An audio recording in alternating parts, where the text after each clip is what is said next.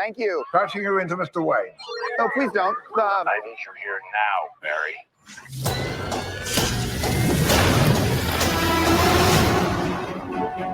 So you're saying you could travel back in time? But Bruce, I can fix things. I can save people. I can save my mom. I can save your parents. You could also destroy everything. Love you, Mom. I love you too. So how was it this week? How's school? School was good. Oh, this is mad trippy. Dude, this is catastrophic. This world must die.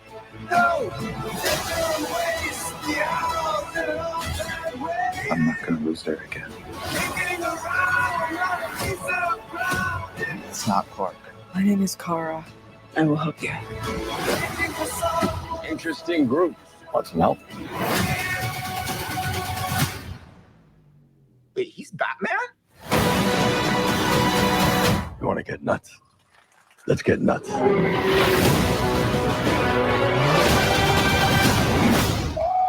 this rips!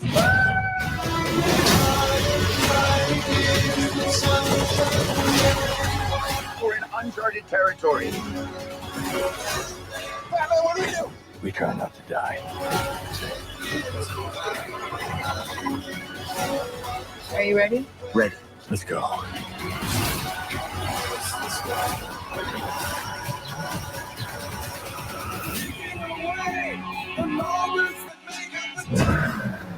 You have fancy friends.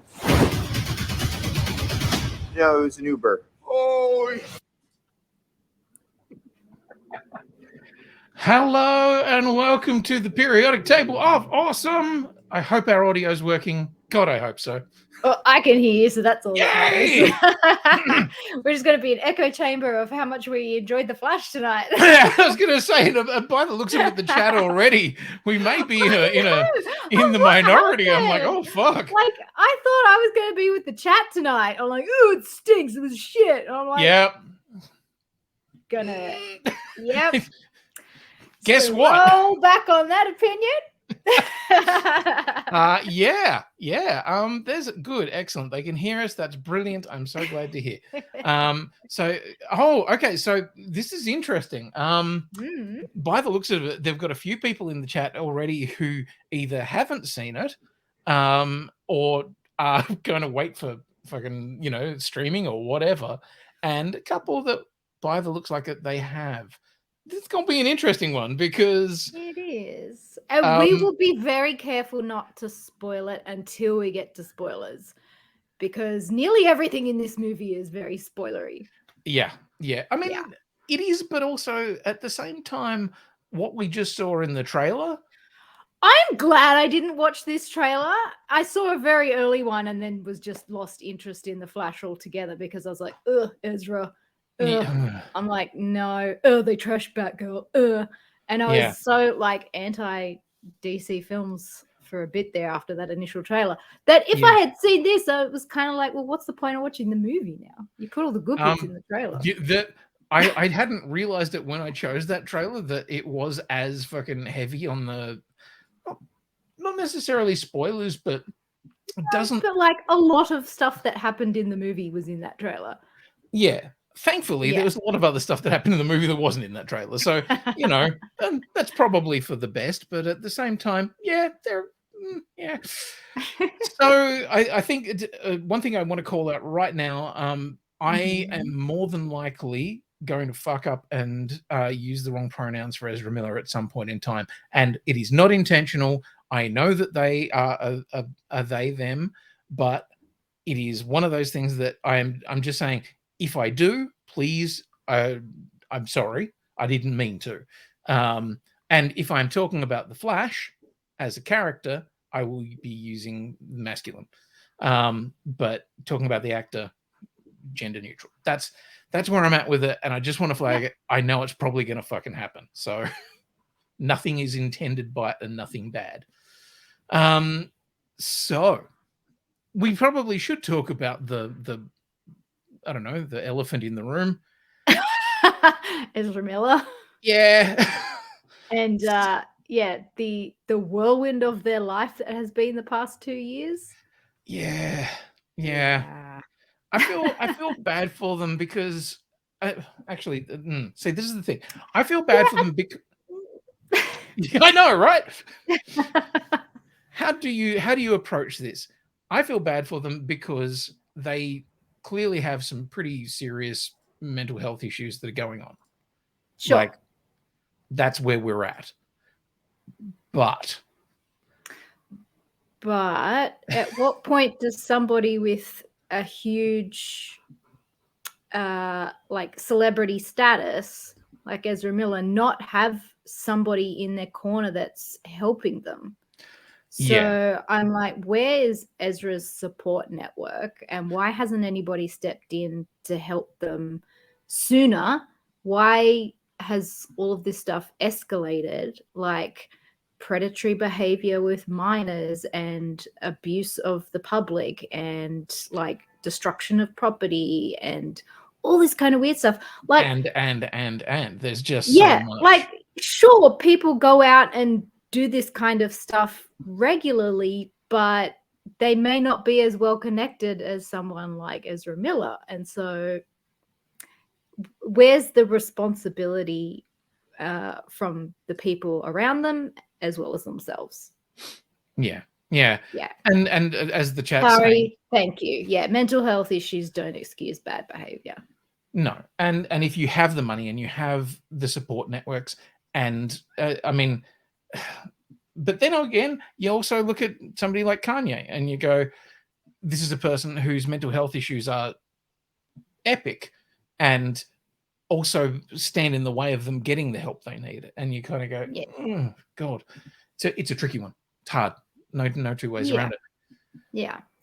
I think the fact that like Warner Brothers Studios backed The Flash as a movie as part of their franchise and universe and stuff, like, I feel like that speaks more to this is going to make a ton of money for us, so we're just going to sweep all that shit under the rug. Probably, yeah. Because I heard a really good conspiracy theory that the reason why they trashed Batgirl was because Keaton was in The Flash as well, and they're like, well, if we get rid of Batgirl, people will go to see The Flash because Keaton's in it. They're not going to get Keaton in Batgirl, so they'll go to The Flash. Interesting. It's just a theory. I heard. It is a theory, and I don't know, because would the Keaton Bat have been as special if we had seen it in Batgirl recently? Yeah, who knows? Possibly not, especially if Batgirl was, as people said, not great. You know, it may have been fine, but it may not have been wonderful. And then you've got kind of ho-hum Batman, and then you get this. And it's a tricky one. And also, this has had an incredibly long road to coming to the screens. Essentially, it was meant to be out, what, a year and a bit ago? I don't know. It has been a long time coming. And to be honest, I'm kind of surprised that it's ever come out. Yeah, especially with all of the stuff around Ezra Miller. I think, it's a weird one, but we saw it. We did. And also, I mean, it sits in a really interesting place in terms of all of the stuff, because unfortunately now you can't talk about DC without having to use the word Snyder at some point in time. Wow. Okay. Karina's giving us the fucking the wind up to get to the synopsis. What we're doing, Karina, is Karina does this every week. I know. That's very tricky. What we're doing is giving the basis for where we're at, but also where this film sits in its cultural position, which is it is kind of the weird tail end of the Snyder version of DC.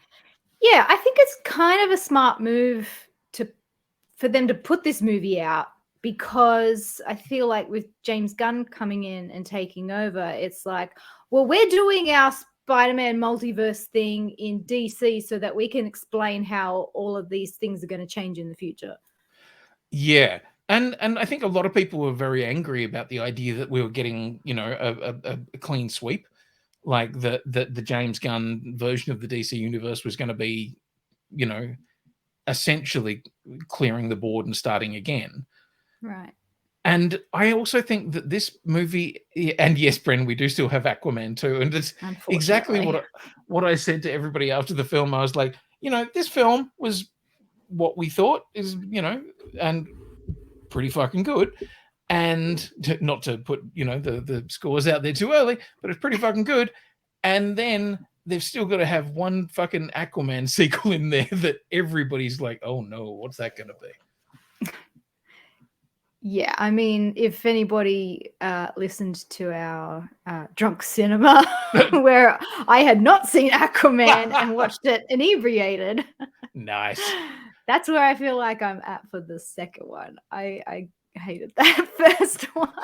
Like it's so big and so weird and so stupid. And so filled with Amber Heard. Yeah, well, yeah, which is It's once again a whole problem. Yeah. Yeah.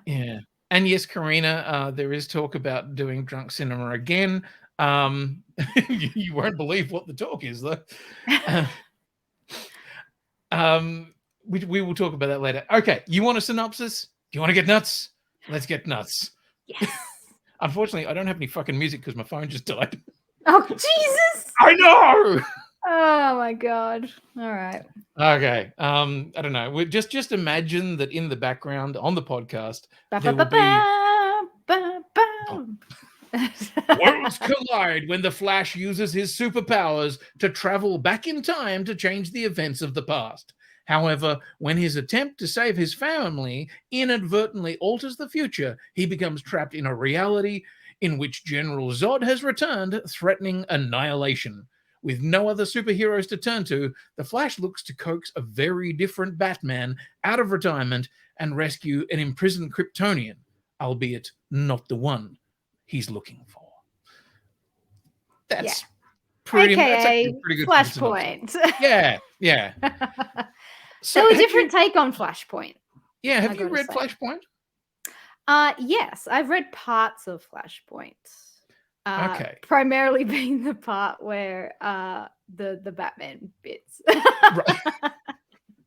Okay. In case you haven't noticed. Yeah. I don't know what you're talking about. But no, like I think my favorite part of the Flashpoint storyline was the Thomas Wayne as Batman and Martha Wayne as the Joker. Like that's all I think of when I think of Flashpoint. Besides like Barry fucking up the timelines, but yeah. Yeah. I enjoyed they're the bits that I kind of sought out as well, because it was like the idea of that was such a cool idea. And yes, Tari, there was an animated movie of it, the Flashpoint Paradox. Yeah, seen that one as well. That was good. Yeah. I just remember, that whole thing of the idea of because there was a bit of a question as to who Batman was in that world for the first couple of issues. And it was like, oh, wow, that's really fucking cool. So what Flashpoint is continuing the long story tradition of DC fucking up its continuity so badly that every, 10 years or so, they have to just completely wipe the slate clean and go, okay, right, let's fucking give it another fucking, let's go again from scratch, and off we go. And after the entirety of Flashpoint, was that when we got the New 52? Or was that? No. Flashpoint was long before that. I think you're thinking of Crisis on Infinite Worlds. Oh, no. So, no, Crisis on Infinite Earths was back in the 80s. Didn't they did a second Crisis, though? Yes, they did Infinite Crisis. Infinite Crisis, that's what I'm thinking of. Wasn't that the one that kicked off New 52? No, because there was also Zero Hour. So this is the thing. Shit, it's too many. Yeah, like Zero Hour was one of the other ones that fucking wiped the things clean. Yes, I was right. Good. Brent says Flashpoint. Ah, fuck me. Yeah. It feels like a millennia ago, so I thought it was much older. Yeah. Yeah. That's so, just me. yeah. I'm just that fucking old now. No, you're not. You're wonderful. So yeah, basically, yeah, Flashpoint in that led to a complete rebooting of the universe where in New 52 they could do whatever the fuck they wanted. Yeah, and then I stopped reading. So why did you stop reading? Because they ruined it. They ruined Ah, all of the Batman stuff. right. Because Yeah. up until then, was it after that they introduced Damien as the son and all that other stuff? No, that was pre New 52. Oh, okay, right. Yeah. I remember. I know. It was like they kind of kept all of the Batman stuff the same, but they just de-aged everybody by 10 years and kind of retconned a little bit of the story. Yeah. But it was like, nah. And yes, as Brent says, the New 52 did that thing of not actually committing to the full reboot. So, which, funnily enough, is very much like what's going to happen to the DC universe now, where, you reboot some stuff, but probably keep some stuff as well, and potentially the old universe is still around. Who knows? Anyway, none of that's what this fucking film's about. This is all of the leads into it. So, were you, like me, Jill, not expecting this to be any good at all? I honestly was not expecting it to be any good at all. No. Especially after, like, how many seasons of The Flash on the CW? We've had 8 now. Yeah. I haven't watched the last 2. It's gotten terribly boring. But they did Flashpoint on The Flash on TV. And so I thought, oh yeah. God, do we really need to rehash this stuff again? And like from the trailers, it looked visually so similar to what we saw in the TV show of like Barry goes back to his childhood home, he tries to save his mother. But interestingly, this like diverged from that version again. So you never got to see why Nora was stabbed. We don't know who did it, and we don't explore any of like the reasoning behind why that actually occurred. It's more the other side of like we're going to try and undo it, and then the stuff that the consequences around that. Yeah, which I thought was an interesting choice because I mean, was a smart choice, and also as I think Tari said earlier in the thing, this is a film that was announced 9 years ago.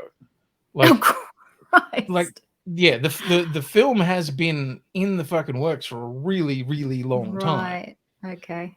So they've had essentially an entire TV show to run in between that. And I mean, fuck, Ezra Miller even showed up in the Flash TV show at one point. That's true. I can't remember. I think it was season 5, I want to say. It was like the end of season 5 where they were doing a multiverse thing in the Flash. And that was their Crisis on Infinite Earths. Right. Yeah. And Ezra did pop up in that, which was fun. Yeah. And it was nice to have an acknowledgement from the films that these shows that have been amazingly successful on TV like have a place in that universe. Yeah. And I mean, it was also very nice because it, paid off some Smallville and, the 1960s Batman and all sorts of other shit like that. That was a lot of fun. And I feel like this is one of the problems with these things is that they have to keep finding new ways to pay off fan service. Like, and after you've given your nod. So in that Crisis on Infinite Earths, we also had fucking what's his name back as Superman. From Superman. Oh, Brandon Routh. Routh. If you've nodded to Brandon Routh and you've done your Smallville nods and you've done the only surviving person from 66 Batman, fuck, what do you do? So it turns out in this film you do a whole bunch of other shit. Well, I mean, they did it with, the TV universe of DC stuff, and these guys were doing it with the film. That is true. Yeah, that is very true. First of all, I want to say I was annoyed at how much I liked it. I think it was like 10, 15 minutes in. I'm like, this is fucking good. Yeah. What is happening? I'm Yeah. like, no. And then I can't remember when it was, but it was definitely well after Michael Keaton had shown up, and I whacked Queenie, and I said, I hate how fucking good this is. And he's like, I know. That was the problem. Like we were both, I think, like because we're all sitting there in a row. There's Jill, me, Dion, Nightwing, and Beck, and you know we're all kind of sitting there clearly with the same intent, which is pretty sure this is going to be shit. Yeah, I'm ready to not like this at any moment. Yeah. I was actively waiting for moments for me to hate, and like it never happened. Like at not one point did I find Ezra annoying. I thought I feel like the autistic Barry was toned down a bit for this movie. Oh yeah, and even though there was two of them, I enjoyed the comedy and the play between the two. I did enjoy the play between the two. I will say that other younger Barry was fucking annoying. Yeah. Yeah. But everyone was annoying in their early 20s. Yeah, well, yeah, true. And that's an interesting part of the story that I wasn't like, because at one point everybody was talking about, oh, will we recast? You know, could they go back and recast the film, or could they use it? And no, you really can't. Like, Ezra Miller is just in the DNA of this film, like all the way through it. It's not a thing that could ever have been done. And you kind of go, right, okay. But I found myself really liking the character. Yeah. Like, and like Barry Allen Flash is not even my favorite Flash. Like, I love Wally West Flash. Oh, you're a Wally boy. Yeah, but like I was getting some Wally vibes from this version of Flash. I did find him to be quite enjoyable. Yeah. And as you say, the sort of autistic style vibes of it were definitely kind of pulled back. And yeah, it was much more annoying in Justice League. Oh god, yeah. I mean, but then again, you know, Justice League was a lot more of an annoying film. I feel like they got to flesh out Barry's character a lot more in this movie without having to rehash a whole origin story. They did a lot of showing and not telling, and in the way where it didn't feel repetitive. And I don't know how they did it, but round of applause, because it was really well done. It was, and the visual language of it, like the first time the Flash was in Justice League, I got really fucking annoyed with it, just from a whole bunch of different reasonings, but mostly because why the fuck would you put blue lightning on a character who wears red? Like color theory, it's dumb. But in this one, they like all of their color language made a lot more sense. And the visual storytelling was so well put together that I was like, oh fucking hell. Like, and we've seen super speed done on film so much in recent years, either through Quicksilver or, you know, the Flash on TV or whatever. And this found new ways to do that even. I gotta say, like, in the Speed Force, I don't know how you come up with a new way to convey what that is, but I thought it was genius. I really enjoyed the way that, like, the time travel aspect of being inside the Speed Force, what that visually looked like. Because we've seen that a lot too in various different things. It's like, you know, in the TV version, it's him running through streaky things, and then and you see flashes of faces going past him. Yeah, this was something really visually creative. And something that I don't think we've ever seen before. No, but you know what it reminded me of? What was the McConaughey Nolan one? Interstellar. One? Interstellar. That's what that reminded me of, when he was time traveling at the end, and it was all spherical and stuff. And all these pieces like flying out. Yeah, but also the idea that when, you know, so obviously no spoilers, there's a lot of time travel in this. The way that, yes, they're in this sort of time sphere and, you know, running backwards and stuff like that, but then they're actually in almost this coliseum of what's happening around them. And the coliseum is made up of people and, you know, moments and stuff like that, and even though it's very obviously CGI all the way through, something about it, you kind of go, actually, I'm into that. It's Yeah. it's really clever ways of showing time passing, and fuck. And I feel for the poor designer who came up with that and just went, yeah, no, because also you have to have a space in which you can fight. You know, and spoilery shit later, but that has to feel physical. Yes. Yeah. Not just swooshy lines and shit like No, that. it was I was impressed with the new visual representations of everything in Flashpoint. Yeah. But that's not what gets you excited. No, not for me.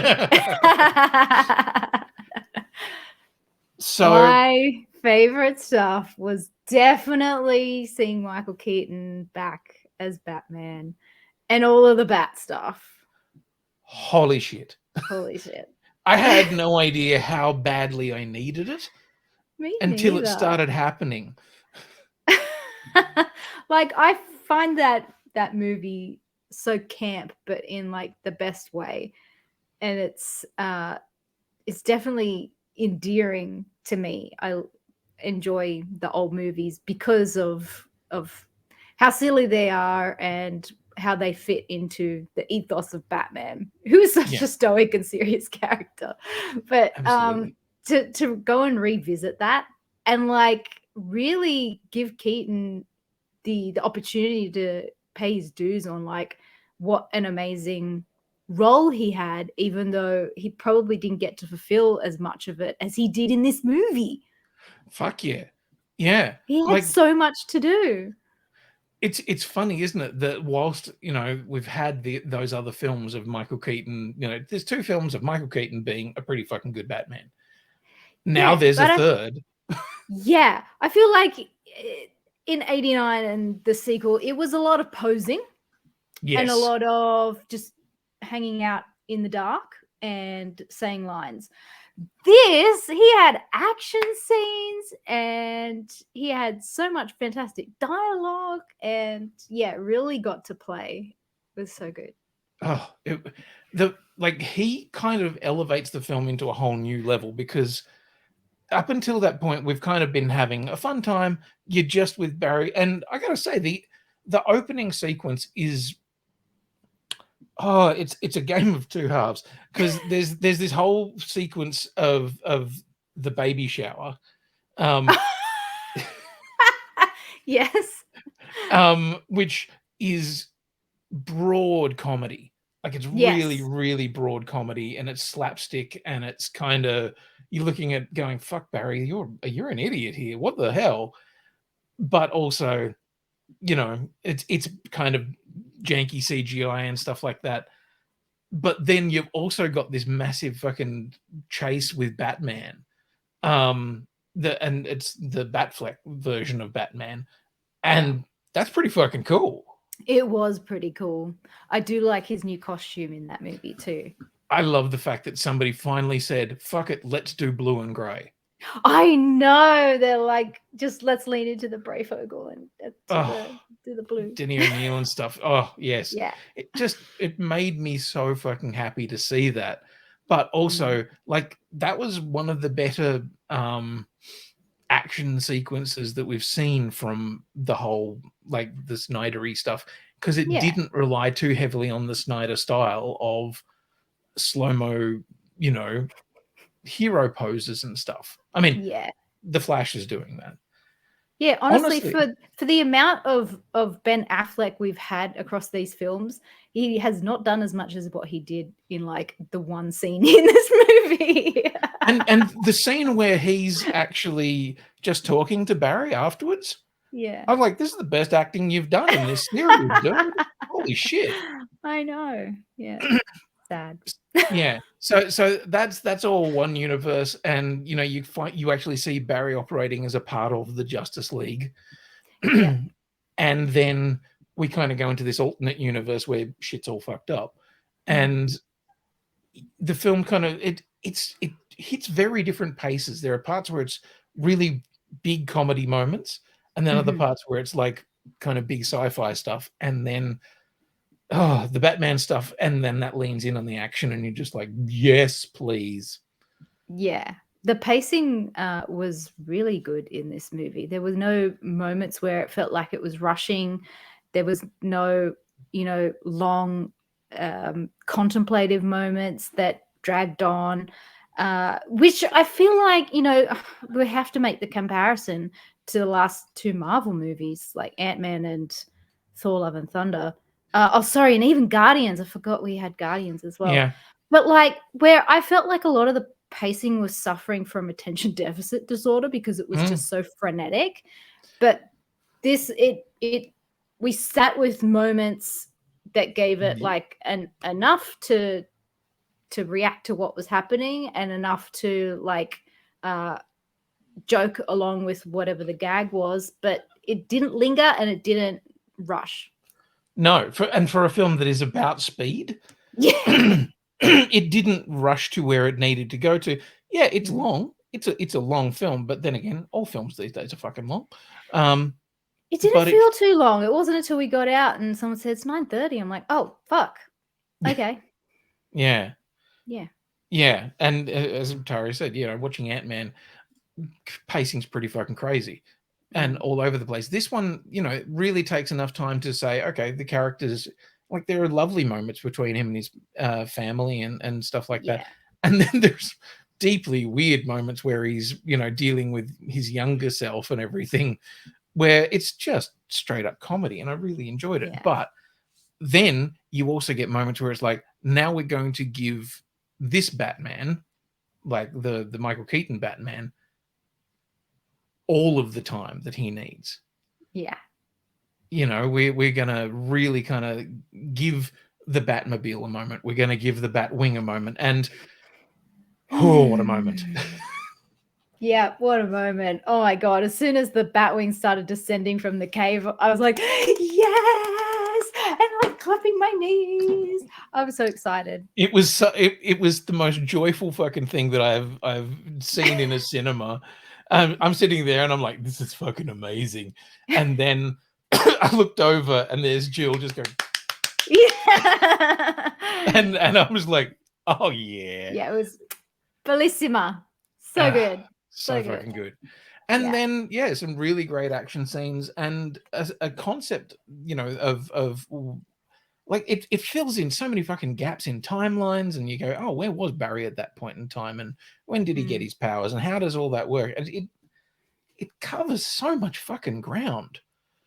Yeah, but none of it felt like it was in the wrong place in the story or the moment. They didn't say, oh, okay, well, if we're going to give exposition on his backstory, we're going to do it in this chunk. They spread it out throughout the movie, and you kind of like, it was like, oh, okay, so this is what happened to him as a kid, but we're not going to explain it all over the next half hour. We'll just give you a little bit of information here because this is what you need to get to this point. And then when you're there, you're kind of like, yeah, but, and then we feed you that bit. It was, very smartly choreographed in terms of the plot. Yeah, and it really does sort of unfold as it needs to. Yes, and it gives you the information about the characters and the world, and you know what? Actually, one of the best fucking explanations of time travel and yeah, the spaghetti metaphor. Which, I mean, I love that it doesn't matter what fucking universe you're in, Batman is the smartest dude in any room. Mm-hmm. He's got no idea that there's multiverses or anything like that, but he will explain to you exactly what the fuck's going on because fuck it, he's Batman. Yeah. And also managed to throw a little bit of shade at Marvel. Yes. Oh my god, there's so much fucking there was shade going every which way. It's no, you know how you might have heard that like time will diverge on a path? Well, that's wrong. Yeah. That's Whoever bullshit. told you that is wrong. Yeah. Oh god, and yeah, Keaton still owns it. And the funny thing is, like, even though he's 60, whatever he is now, or nearly, I don't actually know how old Michael Keaton is now. I don't know. I would say older than 60. Yeah, like I still bought the fact that he could fucking move. Like, I know it's CGI. It's a CGI man in a suit. I know. I don't care. Yeah, but he still looks good. He still looked fucking good. Yeah. And yeah, those first two Batman films, the ones with him in it, still stand as fucking high watermarks of DC cinema for me. They drop sharply off after those two. Oh, you didn't like Val? No, I did not like Val, and I liked Oh. I liked Batman and Robin even less. The Brockheimer Batman's like, let's not talk about the Brockheimer Batman. No, not Brockheimer, Schumacher, sorry. Oh my god. Anyway. Yeah. Okay. Anyway. Look, I think for us to go any further, we probably need to talk in terms of spoilers. So shall we do a bit of a rating and then go to a clip and come? Okay. So Karina, to anyone else who feels the need to pop out for the spoilers, you don't have to go yet. We're going to give you, or do you just not want to hear our ratings either?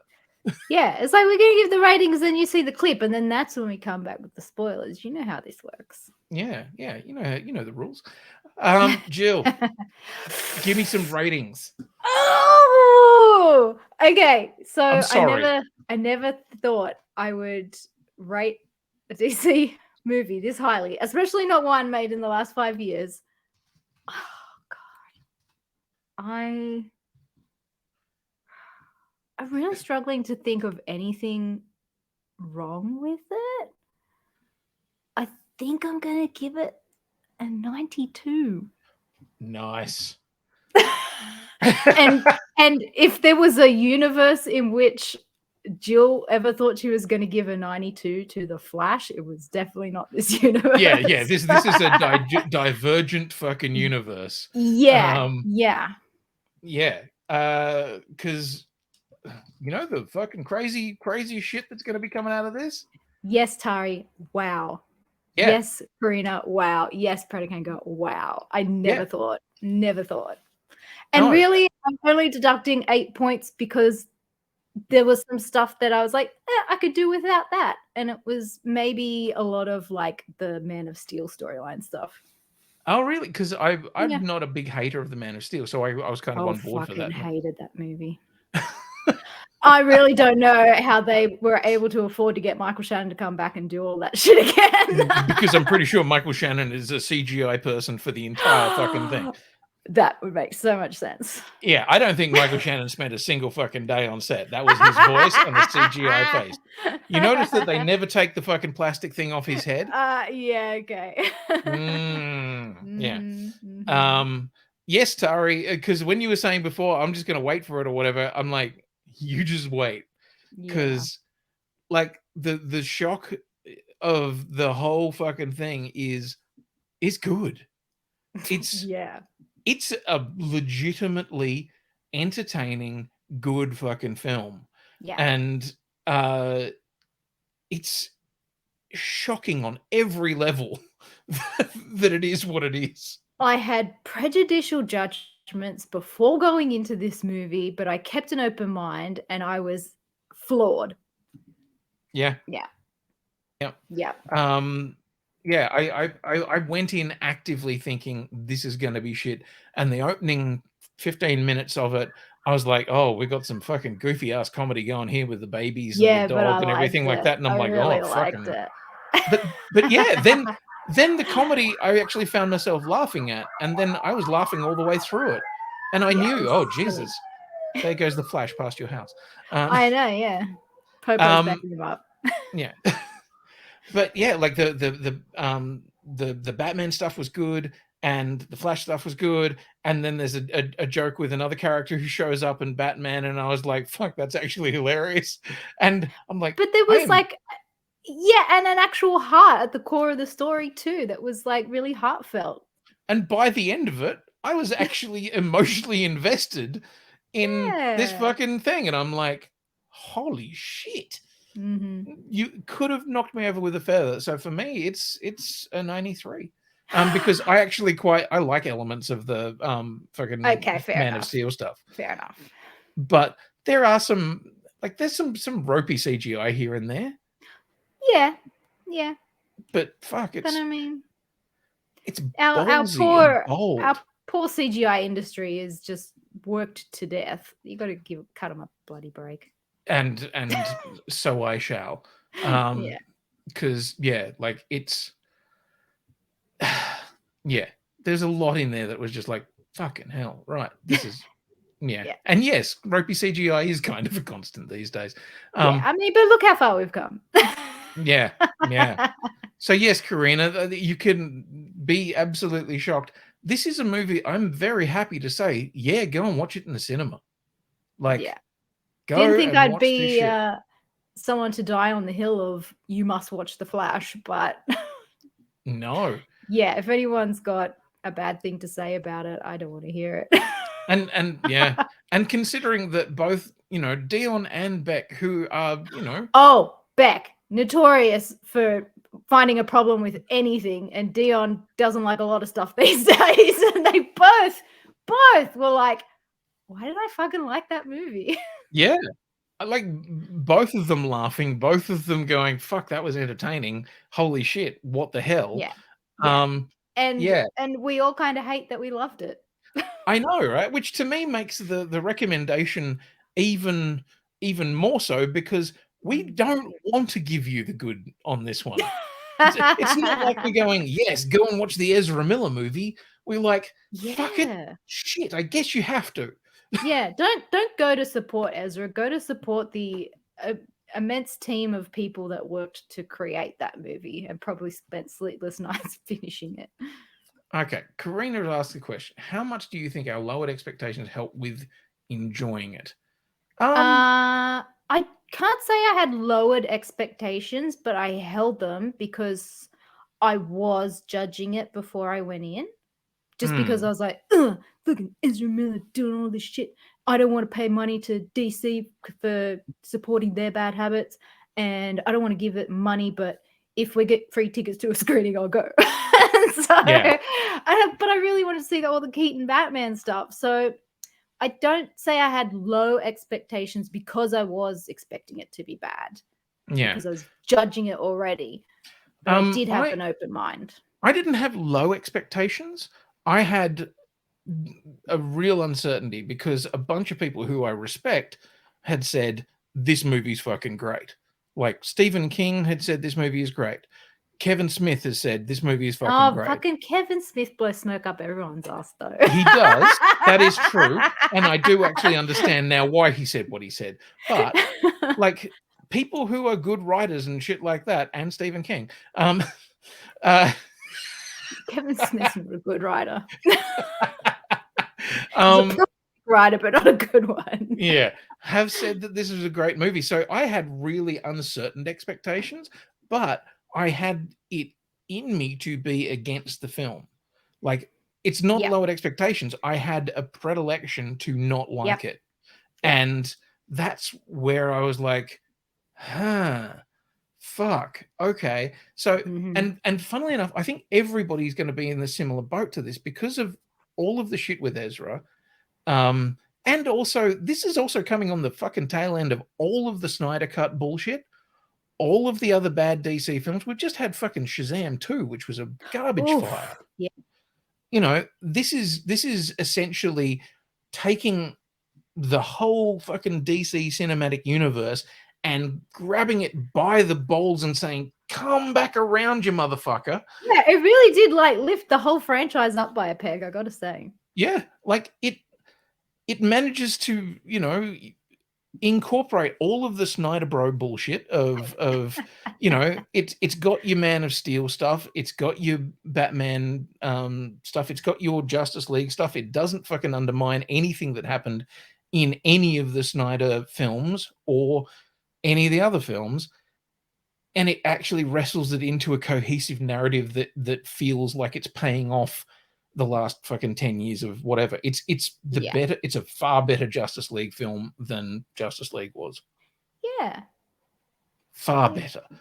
Yep. Okay, we're going to have a clip and then we are going to come back and Unleash talk about it. Spoilers. Yeah. Boom.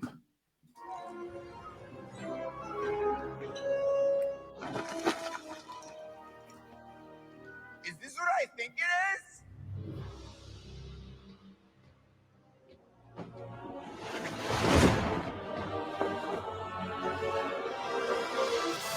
I used to see this thing on the news when I was a kid.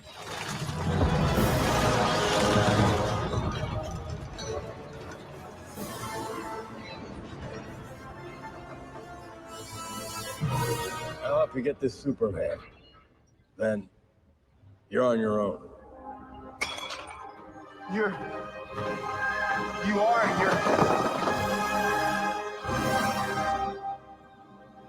Yeah. I'm Batman. Fuck yeah, he's Batman. Fuck yes, he is Batman. Yes. Oh my fucking god! And funnily enough, that is very much a very cut down version of that, because that whole sequence of the Batwing coming down is way longer. So good. You know what? I wish the Batmobile was an Uber I could catch. Yep.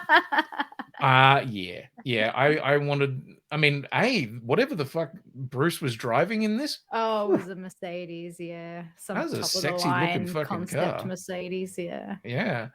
I mean, and the funny thing is, like, it was so ostentatious that I was like, yeah, for somebody who's trying to hide the fact that they're Batman, you kind of look like you're getting around in a Batmobile even when you're not. Yes. Oh dear. So do we have anybody left to listen to us go on about spoilers? Tari's sticking around. Casper's here. Oh wait, Casper already saw it. Yeah, so he's here for spoilers. That's good. Yeah, and Bren has seen it. Cool. Kanga doesn't give a shit. Awesome. Excellent. Sweet. We're gonna destroy it. Yes, we are going to go deep on this one. Bren, I just realized that I hadn't written down your score. Thank you. So, right. Okie dokie. So, spoilers. Excellent. Where to begin? Okay. Where to begin? Yeah. Right near the fucking start. Sure. Didn't expect Wonder Woman to show up, and this is the best appearance that Wonder Woman has made in a while. It was better than the Shazam 2 appearance. Let's just Absolutely. because that was really corny and really played out. Yeah, it was awkward as shit. Oh yeah, it was like, ew, my 12-year-old boy like fapping to Wonder Woman, like this is gross. But speaking of which, yeah. But no, thank you, Diana, for making an appearance. For making an appearance, but also managing to find... and the funny little like lariat gag as well. That was... I fucking love the lariat gag. I just thought Bruce was being really honest, and I didn't think it was the lasso. And he was like, "My ego prevents me from thanking you," and I'm like, "No, that's on brand." And then I'm like, "Oh wait, yeah." I was laughing too hard, so I didn't actually hear what Barry said, but I know it was about sex. He said, "Yeah, I know sex is a thing that happens. I just haven't experienced it." Oh wow! Wow! I was laughing too much at all the other shit, so I just managed to miss that entirely. Yeah, he outed himself as a 30-year-old virgin. It's okay. More power to you, buddy. Like that's I'm happy for him. So love the lariat. Thought that was a fucking great gag, and yeah, it was cute. Yeah. I liked seeing, the Flash operating as a part of the Justice League. Yeah. Where's Superman? He's over on the other side of the planet doing stuff. Yeah. Trying to stop a volcano destroying a village. You know, doing Superman shit. That's Yeah. what you would expect. Yeah. Just trying to think. I kind of like that that Alfred is like the watchtower for everyone and just like giving them all their little assignments and stuff. I enjoy that Alfred too. Like once again, you know, it's weird that it takes getting to this film until you see the group actually operating as a team. Yes. And operating well, even though Barry obviously feels underutilized or whatever. I feel like he felt what's the word? Taken for granted, maybe. Of like, oh, you've got it. You know. You know, where's my backup? It's like everyone's busy. You're gonna have to do this one on your own. Yeah. And I kind of enjoyed the secondary characters that we meet from Barry's life. I love the fact that they are then completely fucking, you know, gone. Yeah. You know, we got a few Brits in this one. Yeah. Sanjeev That girl Bhaskar. from oh fuck, I love him. I know. And like I was so astonished to see him in a DC movie. I know, right? So different from like does it Meet the Kumars or like whatever the other stuff that he's done. Comedy show. Yeah. And that chick from Dairy Girls as one of the other scientists. Yeah. Like and I enjoyed that they gave them more to do in the alternate universe as well. That was quite fun, yeah. And I love the idea that this alternate universe, and what I thought was interesting is the idea that when you break time, it breaks it forwards and backwards. Yes. But I mean, that's something that wasn't indifferent to the comic books. I mean, in Flashpoint, you know, Thomas Wayne was Batman and Bruce was the one that died. Like, that's the past. Yeah, true. That actually didn't occur to me, but you're right. Yeah. Huh. And I love that their touch point for that was fucking Back to the Future. Oh, yes! But like not Michael J. Fox. No. Who is the Eric actor Stoltz. Who the fuck is Eric Stoltz? The guy who was originally going to play Marty McFly and then they fired him. Oh, okay. So Eric Stoltz. Get that joke. Yeah, and no. Also, I've never watched Back to the Future. On the day that I go and watch fucking The Hills Are Alive with the Sound of Music, you are watching Back to the Future. Okay. Yeah. Yeah. So that was great because initially they started filming the movie with Eric Stoltz and because they couldn't get Michael J. Fox, and then they were like, this shit is not working. So they went back and they basically paid Michael J. Fox a fuck ton of money and got him to film every night while he was filming Family Ties every day. Oh, wow. Yeah. And so and they went back and refilmed everything they'd done with Eric Stoltz in it. But I also love that like a bunch of other actors, there was like a knock-on effect from that. And then so good. Who did they say was Maverick in Top Gun? It was somebody Kevin else. Bacon. Kevin Bacon. And Tom Cruise was in Footloose? Was that it? No. Michael else. J. Fox was in Flashdance. No, hang on. No. No, Kevin Bacon was Footloose, but Kevin Bacon was in Top Gun instead. And somebody else was in Footloose. Was it Footloose or Flashdance? I can't fucking remember. Anyway, I need to watch the movie again. It was that was a funny moment. And yes, Predator Kanga, fucking deep, weird level fan service for an entirely different franchise. There's a lot of that kind of shit in there. Like there's so many of the kind of in jokes and stuff like that you see in the Crisis on Infinite Earths bit at the end. Holy shit, there's some fucking deep shit in there. Yeah. So going through the film, other things that I wasn't sort of expecting, like I kind of expected Barry to lose his powers. You know, that makes sense. Though I fucking loved him doing the run around the room. What do where you he mean? Just like looking at the stuff in the room? Or... no. So he had they've both been struck by lightning at that one point, and then future Barry, our Barry, Mm. tries to run to use his powers and runs like a fucking goober. Oh my god! Oh my god! That was so funny. Oh, when they were in they'd gone to like Star Labs to recreate the thing. The accident.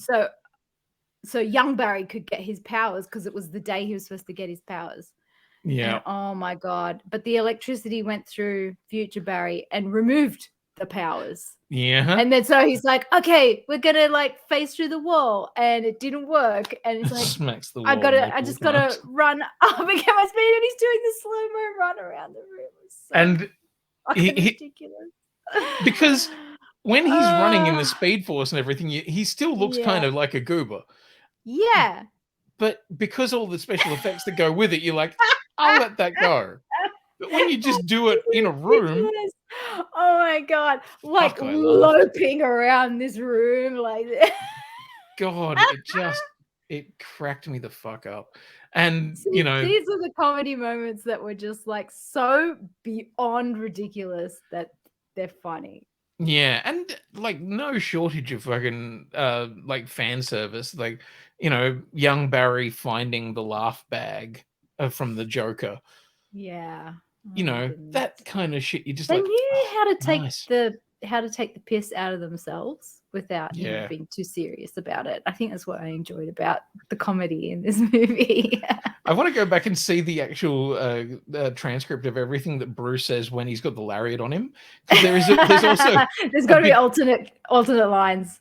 Oh fuck yeah, there must be. But I love there was one in there somewhere. It's like I focus on trying to fix the world by fixing crime, but in fact I could just end poverty and that would solve it all. Well, at least he knows. Yeah, I just fucking lost it. Yeah. So the two Barrys, I was really not sure about. I was like, "Fuck, is this?" I thought this is going to be like entirely annoying, but I didn't grate me too much, to be honest. No. I actually thought that it kind of made future Barry a bit more mature because he's like, "God, I'm an asshole." Yeah. Really fucking difficult to be around. Yeah, it was weird. They balanced each other out because you think, oh, this future one is like the really hyperactive, annoying one. No, wait until you meet the younger one. Yeah. And then you realize this guy's not so bad. Yeah, he was much worse. We could have had a totally different fucking Barry.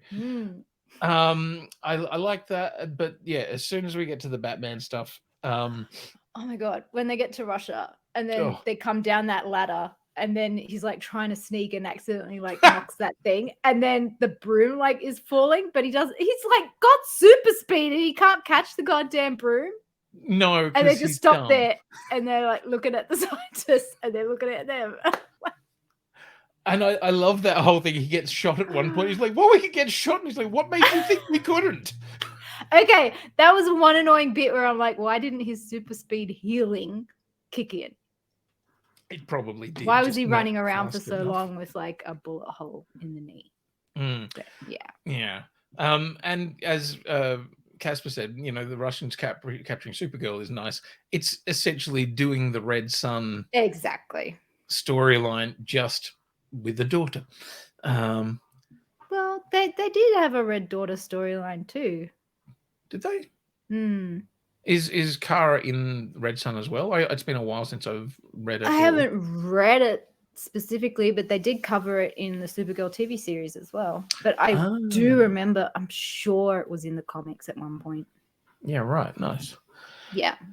I quite like the whole Supergirl thing, Superwoman. I was take her or leave her. I didn't really feel like she added more to the story except for we need to continue this plot point and this is how it's going to happen.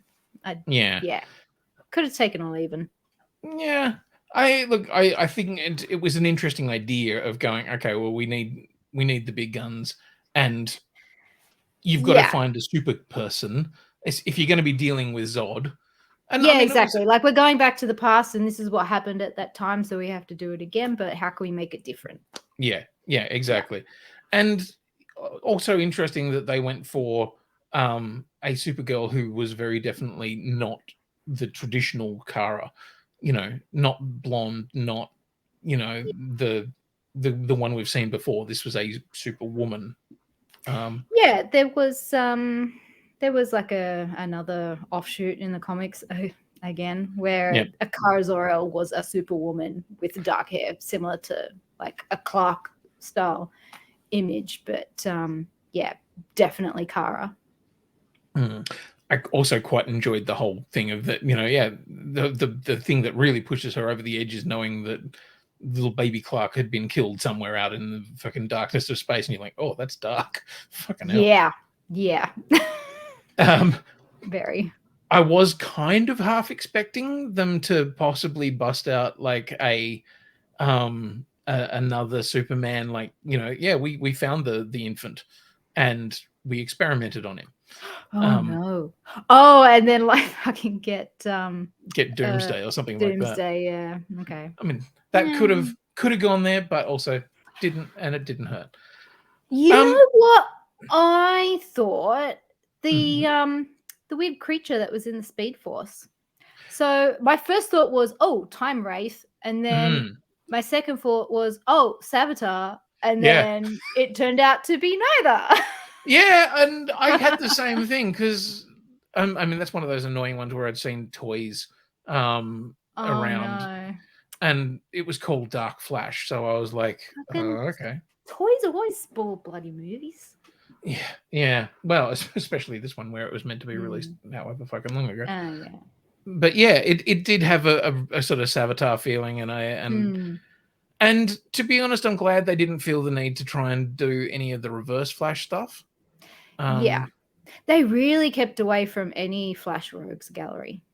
Yeah, which is funny because like Flash has a great Rogues gallery. Oh, huge. Yeah. But also, my guess is they're kind of going, if we do another one of these, they can be then. Yeah. That's why I was so fascinated that they didn't go into any of the Reverse Flash stuff with like surrounding the whole thing with how his mother died.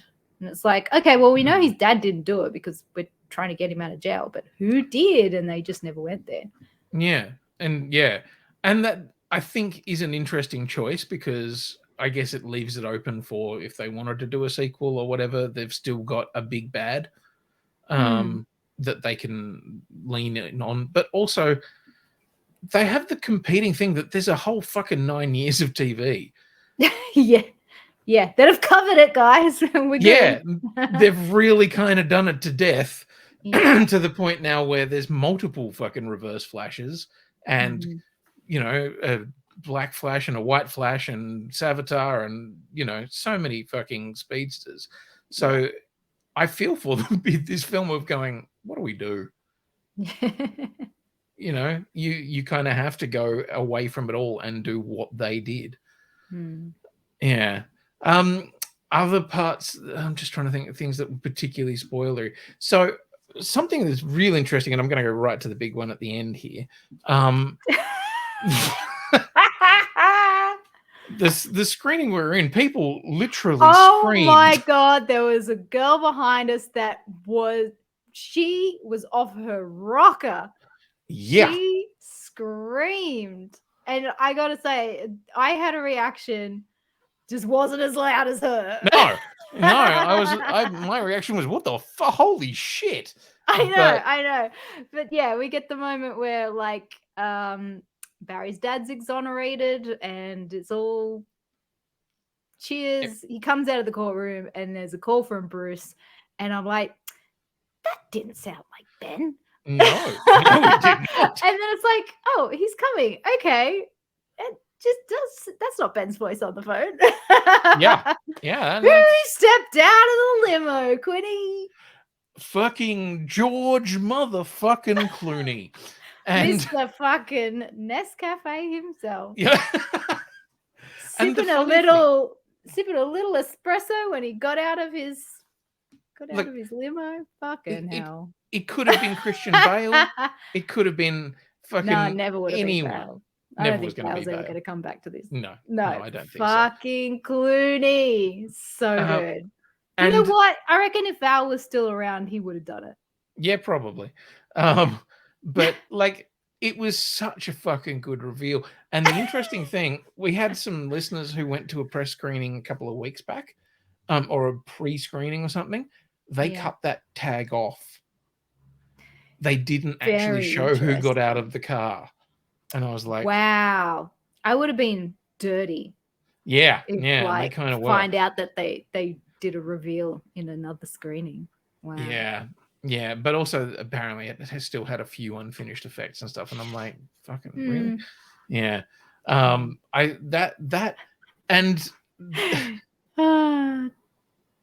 did we? Yeah, Casper wasn't worth waiting for though. Really wasn't.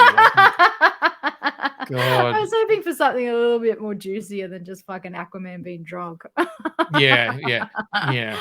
Really not worth it. I'm like, okay, so we needed to have like all of the members of the Justice League in this movie, but you put Aquaman's in a post-credit scene. I'm like, no, if you chucked that in earlier and we'd had something more fun at the end, I would have been there for it. But well, that's the thing. Like, you know, you could have put a tagline on the end that was going to be a little more of a hook or something interesting, like anything. But yeah, like that final end credit scene could have been who was the bad guy that was lurking and pulling all the strings the whole time? It was XYZ baddie, you know, like, and then this is how we go into another film. But it was honestly, I would have probably lent in on that if I was them. But they probably don't even know where they're going after this, to be honest. Well, they don't, and I think they've just got the gun franchise now. Yeah, and I mean, who knows where that's going. we saw at the end of, because I also just like when we were talking before about other DC films and stuff like that, I'd forgotten fucking Black Adam was this year too. Was that this year? Early this year anyway. And you're like, it's been a long year. Yeah. It's been one hell of a decade. Things that I fucking loved, which so random, like the Crisis on Infinite Earths moments where you went and looked at the other realities. And one of them is the 1940s. I forgot all about that until you brought it up. Yes. That was so cool.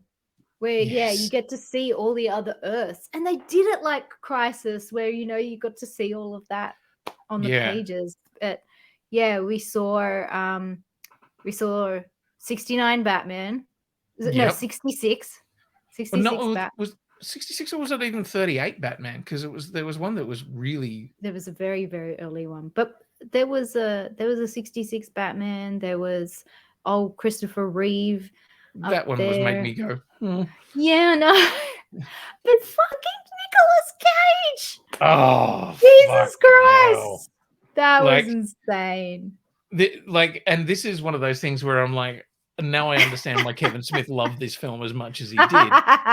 Yeah, they paid a homage to the film that never happened. Yeah. And like, if you've, in all the other Spider-Man films and everything like that, we've seen so many different realities and, what happens if you pull, all the actors that have played Spider-Man into one film? Great, cool.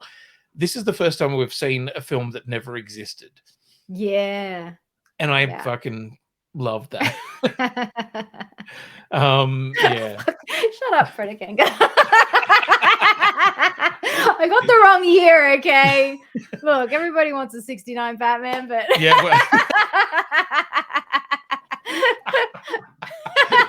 want to get nuts? Let's get nuts. Yeah, he'll show you nuts. Yeah. You want a nut? Let's nut. No.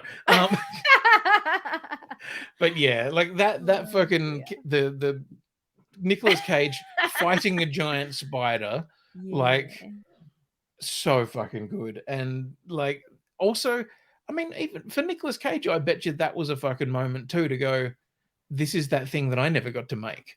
That's that moment that I was like, fuck, the dude named his kid Kal-El. He's a nerd. Yeah. And look, he definitely looked as ridiculous as I would have imagined. Absolutely. But I don't care because it was cool. It was cool. Yeah. Like, yeah, God, fan service just out of our ears in this movie. Yeah. I'm not mad about it though. No. And I mean, it's funny, like you could see kind of where the idea of the Dark Flash was going as well. Like, you know, where he was showing up and he was more damaged, and you're like, that guy's gonna keep turning into something dark. I thought maybe they kind of let that go a little easily. Like the dealing with the Dark Flash problem was perhaps a little too easy. But at the same time, we were done with our story. Yeah. You know, we didn't need to labor that point anymore. And the last thing we needed is a fucking race. Yeah. Yeah. Because, I mean, as we've seen in 9 years of the Flash TV show, if your answer to every problem is run, Barry, run. Oh, yeah. We only got that once in this movie, and that was enough. Yep. It was a nice nod. They do it nearly twice every season in the TV show. Fucking near every episode. Yeah. Yeah. Look, I think Tom Cavanaugh gets paid every time he says it. Yes. And I remember back in season 1 of the Flash TV show, he was such a good villain. Quinny, so great. No. You cut out for a bit there, dude. Oh, sorry. He said, I remember. I remember back in the first season of the Flash TV show, he was such a good villain. Like, yeah. Like that Reverse Flash was so fucking great. And then, it was all downhill from there. So we've got one more DC film out of this whole works. It's Aquaman, and then I think we're in, uncharted territory from that point onwards. Mm-hmm. The new 52 / Gunverse comes in, and I don't know, there's a little part of me that's like, this version of the DC universe was an interesting one. It was certainly a time. Yeah. It happened. That was definitely a thing that did happen. Yeah, and who knew that The Flash would be the best of all of those movies? Not I. That is for Not sure. me. Definitely not. Yeah. I can't recommend it enough, and that's not a thing I really expected to fucking say at any point in time. Like, it's really good. Yeah. It's really, really good. Well, I think we're going to leave it there, but I do want to thank you guys for coming along and having a good time. And I hope, Tari, we convinced you to go and check it out. Yeah, well, I hope so too. And I forgot about Blue Beetle. Yeah, that trailer looked good. I'm really hoping that that'll be fun. Yeah. I mean, it still feels like, that's that bit where they were trying to do TV movies. Yeah. Anyway. We'll see what that ends up being. See. Yeah. Yeah. All right. Well, we will. Because we're doing StreamYard, I find it incredibly difficult to actually raid other things. So we're going to leave it there. Thank you so much, everybody. We'll be back at some point next week. I'm not sure. Yeah, when. there may be some changing around of things. Oops, sorry. Hang on. What have you done? There we go. Sorry. I just wanted to go out with the clip, you know. Right. There may be some changing around of things because we also are going to be going and watching Indiana Jones. But we do still want to have a chat about Transformers Rise of the Beasts. Yes. So, yeah, it's going to be a busy week. Stay tuned to the socials to find out when that chat will be, but it will be next week. It will indeed. Beautiful. Thanks, everybody. Good night. These scars we have make us who we are.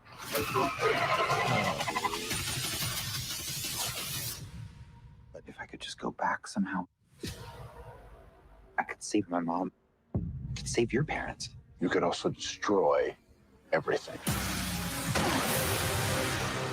I completely broke the universe. You changed the past, and you changed the future. Who the hell are you? I'm Batman. No matter what we do, we're not going to be able to fix this. No! Nobody dies! What are you doing? Our kids are going to want to see this.